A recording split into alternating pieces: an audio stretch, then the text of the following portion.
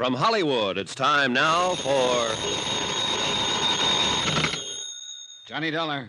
Pat McCracken, Universal Adjustment Bureau. Oh, hi, Pat. This is my third call. Where you been? Out buying some tackle. Want to go fishing? Fishing? Yeah, I'm heading down to New York State. Esopus River, maybe the Beaver Kill. Trying to snag myself some nice trout.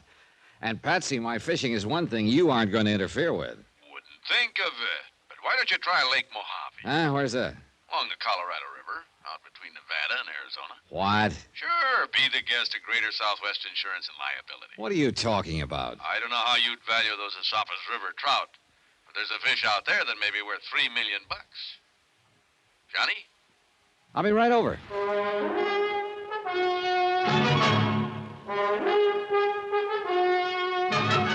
Tonight and every weekday night, Bob Bailey in the transcribed adventures of the man with the action-packed expense account, America's fabulous freelance insurance investigator. Yours truly, Johnny Dollar.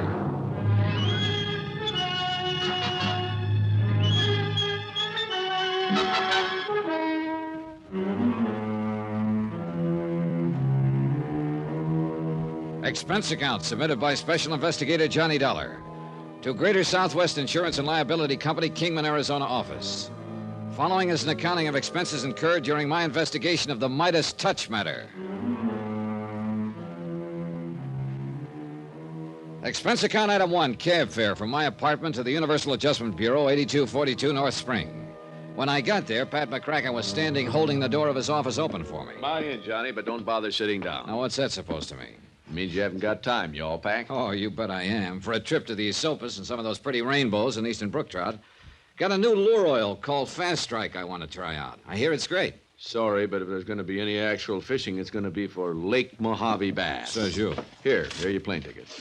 Here to New York, nonstop to Los Angeles, and out to Las Vegas. From there, you'll have to go to Kingman, Arizona by car. Slow down, boys. Slow down. The man to see in Kingman is Jake Kessler at Southwest Insurance. Oh, Pat. Yeah? You mind telling me what it's all about? The Midas touch mine. New racket in uranium? I said Midas. Gold mine. Oh, sure. Well, what's the insurance angle? Ask Jake Kessler when you get to Kingman. Well, but you can at least tell Look, me what... you've only got 20 minutes to catch your plane to New York. You mean if I decide that... And with $1.5 million, maybe $3 million at stake, nobody's going to quibble too much over your expense account. Maybe I should take a crack at those Lake Mojave bass.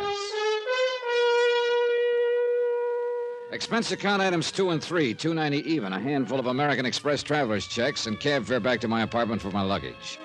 Then to the airport from my plane to New York to Las Vegas, Nevada.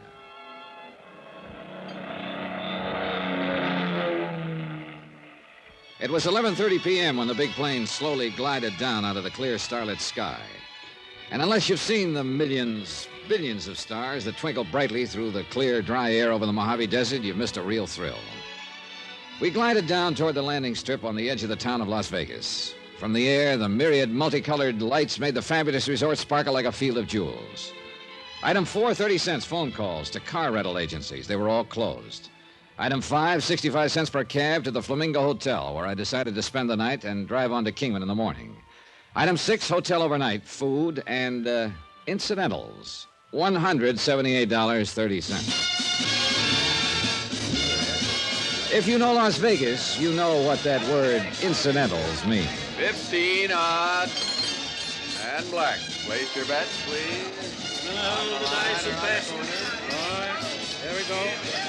6 to the point. I'll say this much. I tried to make some expense money on the side, but, well, I guess I shouldn't have tried to cover so many of the gambling joints. If I'd stayed at the Flamingo, where I'd always made me a buck or two at the casino. But this time, Lady Luck just wasn't on my side. Anyway, well...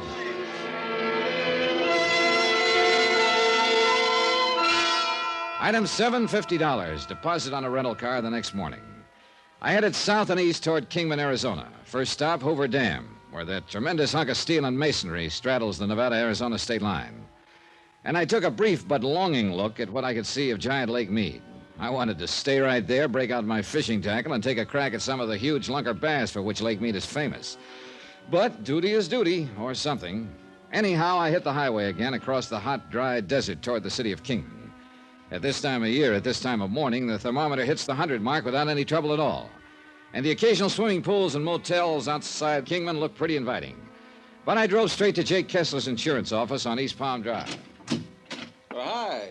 You must be Dollar. It's a good name. Come on in. Jake was tall, angular, well-tanned, and dressed in blue jeans, open denim shirt, high-heeled boots, and broad-brimmed hat. He looked as though he'd be more at home on a range pony than in this insurance office. All right, Dollar, let me tell you what this is all about. Okay, thanks, Mr. Kessler. Jake, you want the folks around town to think I'm putting on airs? Okay, Jake. By the way, Johnny, I hope you didn't make any arrangements to stay right here in Kingman, did you? No, my bags are still out in the car. Very good. I got a place waiting for you down at Catherine Landing. Where's that? Lake Mojave Resort's what they call it now. It's nice cabins, good restaurant, nice people, right down at the edge of the lake. Too bad you aren't a fisherman. Well, I just happened to have brought along a couple of rods and reels. Good boy. Then you'll love it. Buster Favor down there will show you spots where you can haul in the prettiest mess of largemouth bass you ever saw. 5, 6 pounds, maybe more. Oh, stop making my mouth water, Jake. I'm supposed to be here working on a case. Well, every man's entitled to a little time off for fishing. And you look like you could stand some. Brother, you are killing me. Listen, Pat McCracken at Universal Adjustment Bureau said something about a gold mine. Yeah, I contacted Pat because I knew he'd know where to find you. It's the Midas touch mine, Johnny. And it's right down that neighborhood where you'll be staying. Well? The mine was abandoned back in the early 30s. Worked out, apparently. But about a year ago, Hard Luck Dennis took another look at it. Who's he? Dennis, yeah, prospector, promoter. Here and there, Arizona, Nevada, California, he's found himself an old mine, pecked away at it, and managed to scratch out a fair living for himself. You said promoter. Yeah, well, that was in Texas mostly. Never was able to get the full story, but it appears he got some folks to invest in some kind of phony oil stock down there a couple of years ago and had to skip out.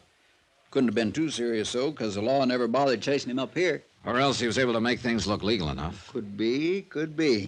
Anyhow, he's been back in this country for a while now, poking around the hills, looking for the big strike again. You know how prospectors are. Yeah, I've heard. Finally, a while back, he started prowling around the old Midas touch.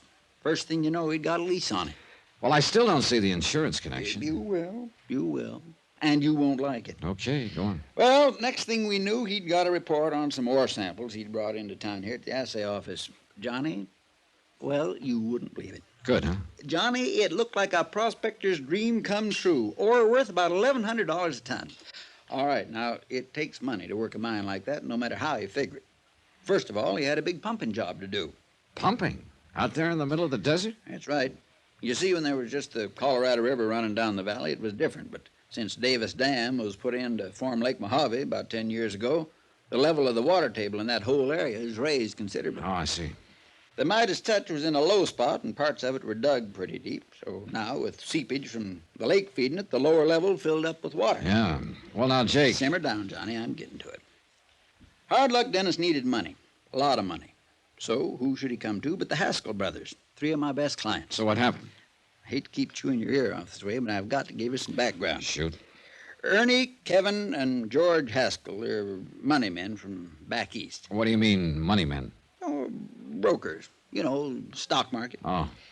Yeah, they made themselves a big pile of dough, got the usual ulcers doing it, and then decided to give up and get as far away from New York as possible. I don't blame them, but about But this... when they got out here, instead of just retiring and taking it easy, you know, much as you might like it at first, you can get pretty bored just riding around on horseback and hunting and fishing all the time. Get tired of fishing? Huh? Nothing. Go on. Yeah, well, after a few months, they decided they'd have to have something to do with themselves, or at least something to occupy their minds, so they bought up the old Too Lazy Two ranch. Cattle? 80,000 acres north of Easton here. Not very good grazing land, but enough to keep 200-300 head of beef alive, and with Alex Bundy as their foreman, they did all right. Well, now let's get down to... Gentlemen ranchers, they called themselves, and that's just about what it amounted to. They built a nice house on the property, settled in it, and, well, not much work, but just enough worry and responsibility so that time didn't hang too heavy on their hands. Now, all their insurance is with my company, the Straight Life, that is. $500,000 apiece. And you're afraid something's yes, gonna... sir, $500,000 each and double indemnity. Wow. $1 million apiece in case of death by accident. Right. Accident. So, let's get back to Hard Luck Dennis. Well, that part's easy, isn't it? Is it? Sure. Dennis needs money to open his mine. The Haskell boys are obviously loaded. Right. First off, even before he got his lease, he tried to sweet-talk him into putting up some money, but after years of fooling around with those bulls and bears in Wall Street, they were too smart for that. So we took 'em down in the mine, let 'em chip off some samples of ore, and had 'em take it themselves down to the assay office. And was that the ore that you said tested so high? Yes, sir. And from the minute they saw the report on it, you couldn't have held 'em back with a 20-mule team. How much did they go in for? $20,000 apiece, cash, on the strength of a handwritten agreement with Hard Luck Dennis that they'd get 30% of whatever came out of the mine. Okay, Jake, now let's get down to business. Are you afraid that something connected with this Midas touch mine and Hard Luck Dennis has put the Haskell brothers in jeopardy? I'm afraid it's got beyond that, Johnny. Huh? 3 days ago, Hard Luck took the Haskells over to the mine again for another look. Yeah? Cave in. They finished digging their bodies out yesterday morning. All 3 of them. Hard Luck Dennis? He wasn't caught in that cave in. Where is he? Who knows? Then for you, it's a question of a $3 million payoff on the policies or $1.5 million. Yep, Johnny. A question of accident or murder. Then for me, it's a matter of finding a killer. Yeah. Named Hard Luck Dennis. And when you do, look out for him. Yeah. Tell me, Jake, does anybody know I've come here to look into this? Oh, the whole town, I'm afraid. Maybe I should have kept it quiet. huh? Well, sometimes it is better if... Where are the policies? Here, I'll get them for you. They're right in this little side office. Who are the beneficiaries? There's only one. The girl that was married to Kevin Haskell. The other 2 are bachelors. She lives at the ranch. She filed a claim yet? No. Has, Well, can you make the coroner's reports available to me? Anytime you want. We get through here. I'll take it for you. Johnny Dollar. I mean, this is the office of... You're the one I want to talk to. Huh? I want to talk to you. I want you to meet me alone. Oh? Who are you? Tell you where and when in a second. And don't come carrying a gun. Because, mister, I can outdraw you 2 to 1. Who is this? They call me Hard Luck Dennis.